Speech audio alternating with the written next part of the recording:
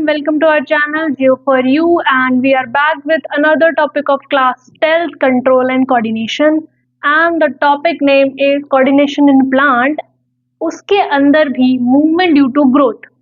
हम पहला part coordination in plant का कवर कर चुके हैं, जिसमें हमने movement without means of growth या फिर विदाउट इंडिपेंडेंट ऑफ ग्रोथ ये बोल सकते हो, जो इमीडिएट रिस्पॉन्स था स्टिमुली का, दैट इज पार्ट हम कवर कर चुके हैं। ठीक है, तो आज हम कवर करने वाले मूवमेंट ड्यू टू ग्रोथ, ये सेकेंड पार्ट है। ठीक है, तो मूवमेंट ड्यू टू ग्रोथ से आप क्या समझते हैं कि आपके प्लांट में एक मूवमेंट जो स्टिमुलस के एकदम से रिस्पॉन्स में हो गई, और दूसरी जो मूवमेंट है वो ग्रोथ की वजह से हो रही है कि आपका प्लांट जो है वो ग्रो कर रहा है, इसीलिए मूवमेंट हो रही है। ठीक है, तो अगर हम देखें तो प्लांट में कितनी तरह के मूवमेंट होते हैं।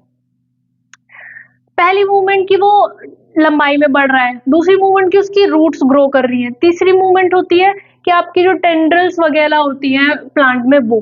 तो सबसे पहला जो कि आपके एनसीईआरटी में एग्जांपल है उसी से समझते हैं कि प्लांट में कुछ प्लांट्स ऐसे होते हैं, जैसे कि पी प्लांट हो गया, वो क्या करता है, वो सपोर्ट लेके चढ़ता है क्योंकि उसके अंदर क्या होती है, टेंड्रल्स होती है, बेल टाइप की होती है ना, बहुत सेंसिटिव होती है। तो होता क्या है, जो ये टेंड्रल्स हैं ये काफी सेंसिटिव होती है, तो ये जैसे ही कोई भी ऑब्जेक्ट को टच करती है उसके आसपास ऐसे क्लिंगी हो जाती है, और बाकी जो आगे का मूवमेंट जो उसकी जो चीज उससे टच नहीं हुई है वो बढ़ती जाती है। तो आपने नोटिस किया होगा, बेल ऐसे एक पेड़ के ऊपर चिपक जाती है, दीवारों पे चिपक जाती है, जो पोर्शन चिपका हुआ है वो वहीं पे चिपका रहेगा, लेकिन जो हटा हुआ है वहां मूवमेंट हो रही है, और ये मूवमेंट क्या होती है, काफी स्लो होती है। क्या होती है, काफी स्लो होती है।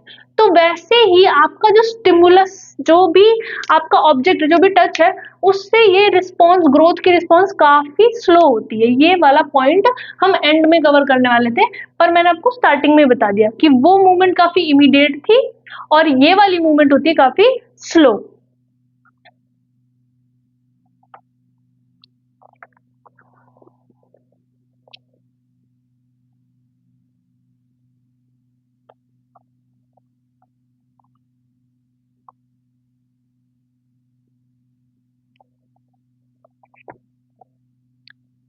तो होता ये है कि जो ग्रोथ होती है, ये ग्रोथ किसी एक पर्टिकुलर डायरेक्शन में होती है, इसीलिए हमें क्या लगता है कि ये मूवमेंट हो रही है ना, कोई एक डायरेक्शन में ही होगी, तो आपकी मूवमेंट इससे पता चलती है। अब ये जो growth related to the directional movement है, मतलब किसी डायरेक्शन में मूवमेंट की जो ग्रोथ है, इसका एक एग्जांपल और लेते हैं। देखो, लेट सपोज कि आपने एक प्लांट लिया है, उसको धूप में रखा है, अब वो प्लांट धूप के लिए है सेंसिटिव, तो वो क्या हो जाता है, बेंड हो जाता है धूप की तरफ, एंड जो उसकी रूट्स होती है वो धूप से अवे की तरफ चली जाती है, जैसे कि सनफ्लावर्स धूप की तरफ बेंड हो जाते हैं, है ना। तो ये था एग्जाम्पल जिसमें आपने देखा कि वो ग्रो कर रहा है ड्यू टू लाइट की वजह से वो अपनी मूवमेंट कर रहा है बेंड होने का। ठीक है, तो होता यह है कि दो अपोजिट मूवमेंट है इसमें, रूट की अपोजिट मूवमेंट है एंड योर ऊपर की जो शूट है उसकी अपोजिट मूवमेंट है। तो चलो पढ़ते हैं एक बार। Plant respond to stimuli slowly by growing in a particular direction. कैसे रिस्पॉन्ड करता है प्लांट, किसी एक पर्टिकुलर डायरेक्शन में स्लोली मूव करके रिस्पॉन्ड करता है। ठीक है, the growth is directional, so it's appear as the plant is growing. Directional होती है, ऐसी अंदाजुन कहीं भी मूव नहीं कर रहा, इसीलिए ऐसा लगता है कि प्लांट मूव हो रहा है। ठीक है, environment triggers such as light or gravity will change the direction that plant part growing in। तो जो एनवायरमेंट है आपके, जिसमें लाइट आ जाती है, ग्रेविटी आ जाती है, वो क्या कर देता है, प्लांट पार्ट जिस भी डायरेक्शन में ग्रो कर रहा है उसको चेंज भी करने की वो रखता है, मतलब वो कर सकता है चेंज। ठीक है, तो दीज डायरेक्शनल और tropic movement can be either towards the stimuli और अवे फ्रॉम इट। तो ये डिपेंड करता है, या तो ये स्टिमुलस की तरफ होगी, ये जो डायरेक्शनल मूवमेंट है जिसको ट्रॉपिक मूवमेंट भी कहा है, या तो वो स्टिमुलस की तरफ होगी या स्टिमुलस से अवे होगी। ठीक है, तो स्टिमुलस पे डिपेंड कर रहा है। तो स्टिमुलस क्या है, जैसे लाइट हो गई, ग्रेविटी हो गई, वाटर हो गया, दैट इज। एंड तो सबसे पहली मूवमेंट हमने देखी फोटोट्रॉपिक मूवमेंट। फोटोट्रॉपिक मूवमेंट नाम से ही पता चल रहा है, फोटो मींस लाइट, लाइट की वजह से जो मूवमेंट हो रही है। सो इसका एग्जांपल दिया है, shoot responses by bending towards light while root responded by bending away from the light. Of course जो शूट है वो लाइट की तरफ बढ़ती है एंड जो रूट है वो लाइट से अवे दूसरी तरफ बढ़ती है। तो ये मूवमेंट थी फोटोट्रॉपिक मूवमेंट। ऐसे ही दूसरी मूवमेंट है जियोट्रॉपिक मूवमेंट। जियोट्रॉपिक मूवमेंट भी जियो अर्थ से रिलेटेड, ग्रेविटी से रिलेटेड मूवमेंट। तो plant root always grow downward while the shoot usually grow upward away from the earth in response to the pull of gravity. देखो हमने देखा है कि आपके जो प्लांट है वो हमेशा जो शूट होती है ऊपर की तरफ को मूव करती है और जो आपकी रूट होती है वो नीचे की तरफ को मूव करती है, ठीक है। तो ये आपके जियोट्रोपिज्म है जो कि आपकी ग्रेविटी और अर्थ की वजह से हो रहा है ना। Next is your chemotropism. अब कीमोट्रोपिज्म के एग्जांपल बहुत हो सकते हैं, उनमें से एक एग्जांपल है आपकी पोलन ट्यूब का ग्रोथ होना। पोलन ट्यूब की ग्रो आप क्लास 12th में पढ़ोगे, तो अभी बस इतना समझो कि पोलन ट्यूब क्या ग्रो करती है, ओव्यूल्स की तरफ ग्रो करती है और जब वो ओव्यूल की तरफ ग्रो कर रही होती है तो दैट इज योर कीमोट्रोपिक। क्यों? क्योंकि केमिकल ग्रो है ये। आपका आप 12th में पढ़ोगे कि जो स्टाइल सिग्मा होता है, सिग्मा से नीचे जो उसका स्टाइल होता है उसमें कुछ फ्लूइड होता है जो कि आपका पोलन के अंदर जाता है जिससे पोलन ट्यूब बनती है। तो वो केमिकल है, इसीलिए कीमोट्रोपिक मूवमेंट कही गई है, ठीक है। ये फर्दर क्लासेस में आप समझ पाओगे बस याद करने से। तो and the note is कि growth related movement of plant will be slower the movement in response to touch। जो पहले वाली मूवमेंट है वो बहुत फास्ट हो रही थी, बट जो ग्रोथ रिलेटेड मूवमेंट होती है वो स्लो होती है एज कंपेयर टू दैट, ठीक है। तो अब क्या होता है कि अब हमने ये सब पढ़ लिया, अब एक ये कुछ इंपॉर्टेंट टॉपिक लिखिए।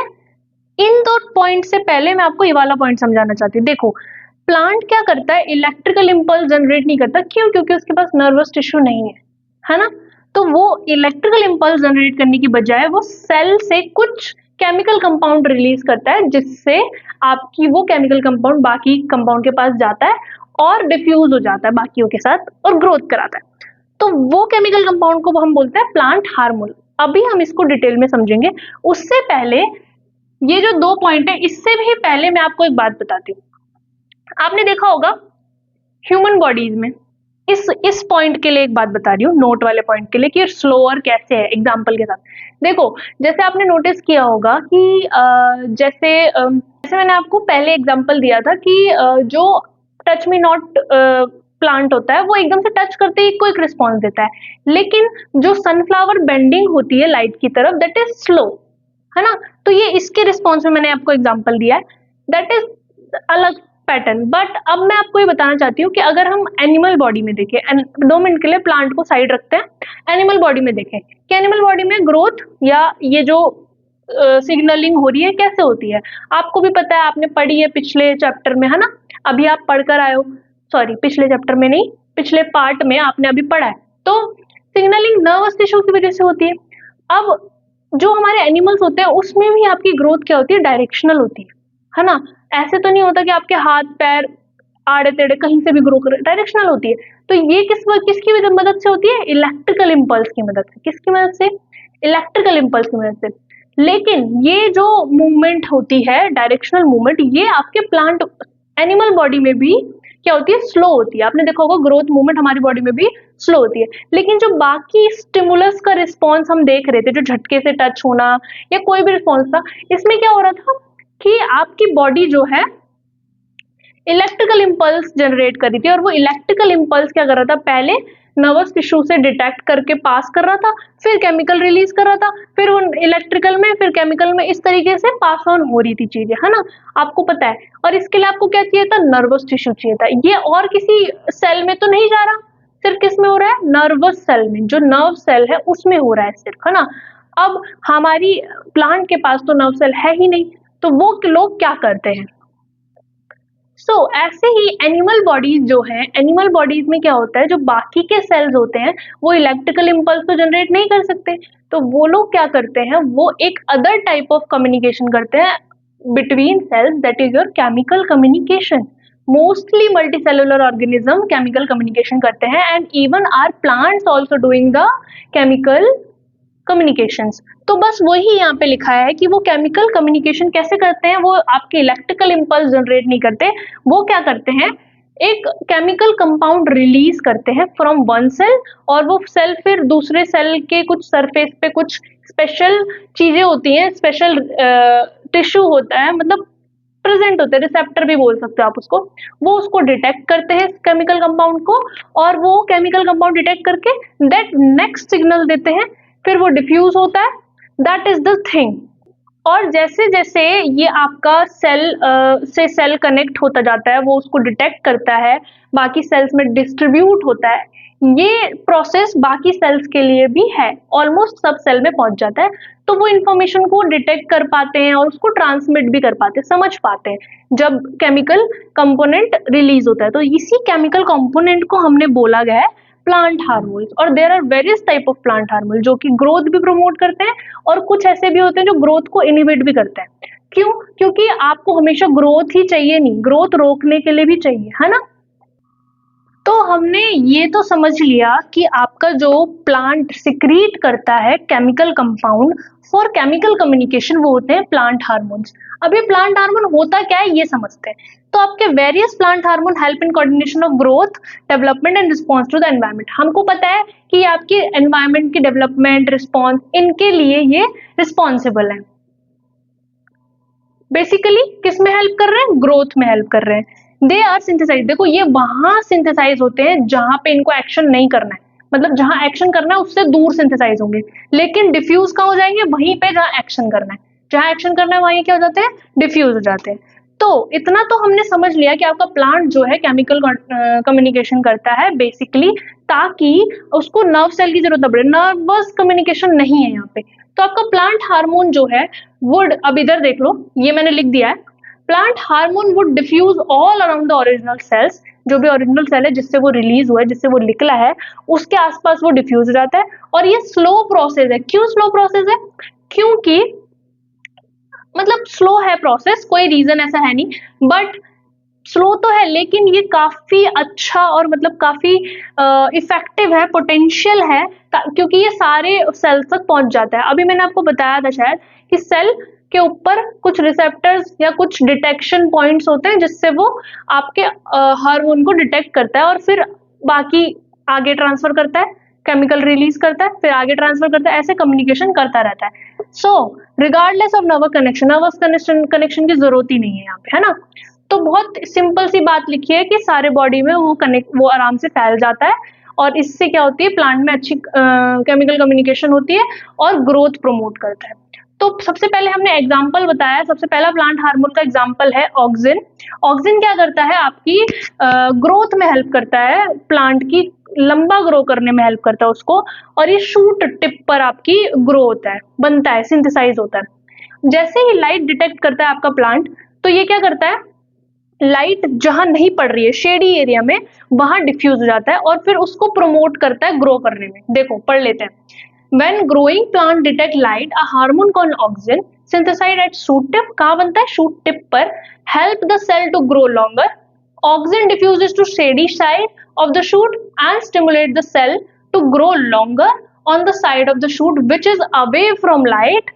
Plant appears to bend towards the light. ठीक है, क्यों bend क्यों लगता है? देखो समझो, जैसे ये आपकी shoot, ये आपकी मतलब स्टेम है, यहाँ पे आपका सन है। अब जैसे ही सन पड़ रहा है तो ये वाला एरिया तो आपका लाइट वाला है, पर ये वाला एरिया क्या है? शेडी। ये वाला एरिया क्या है? शेडी। अब यहाँ पे शेडी एरिया, तो यहीं पे ऑक्सीजन क्या हो जाएगा? डिफ्यूज हो जाएगा, और जैसे ही वो डिफ्यूज होता है वो क्या करता है? ऐसे ग्रो करता है वहां पे। जैसे जैसे वो ग्रो करता है, तो ग्रो होने की वजह से वो लंबा करता है सेल को, जैसे जैसे लंबा करता है, अब लंबे होने की वजह से थोड़ा झुकाव आ जाता है, तो इस तरीके से बेंड होती जाती है आपकी शूट टिप, समझे। तो इसीलिए आपकी जो शूट टिप होती है वो बेंड होती जाती है। इस तरफ है ना, जैसे जैसे ग्रो करता जा रहा है, ग्रो, तो ये वाली साइड तो ग्रो कर नहीं रही है, तो ये अटकी पड़ी है, ये ग्रो कर रही है, ये ग्रो कर रही है, ये ग्रो करने की वजह से ऐसे बेंड होती जाती है, ऐसे बेंड होता जाता है, ठीक है। तो शेडी साइड ग्रो करती है, तो इसीलिए लाइट की तरफ प्लांट जो होता है मोस्टली झुका होता है। ऐसे ही गिबरेलिन भी आपका ग्रोथ प्रमोट करता है, ये भी आपकी स्टेम में प्रेजेंट होता है और ऑक्सिन की तरह ही ग्रोथ प्रमोट करता है। And cytokinin is also growth promoter, but इसका तरीका अलग है। ये क्या करता है? सेल डिवीजन करता है, और उन जगह पे प्रेजेंट होता है जहां पर आपको रैपिड सेल डिवीजन चाहिए, जैसे कि फ्रूट हो गया, सीड्स हो गया, यहाँ पे रैपिड सेल डिवीजन होती है, इसलिए यहाँ पे प्रेजेंट होता है।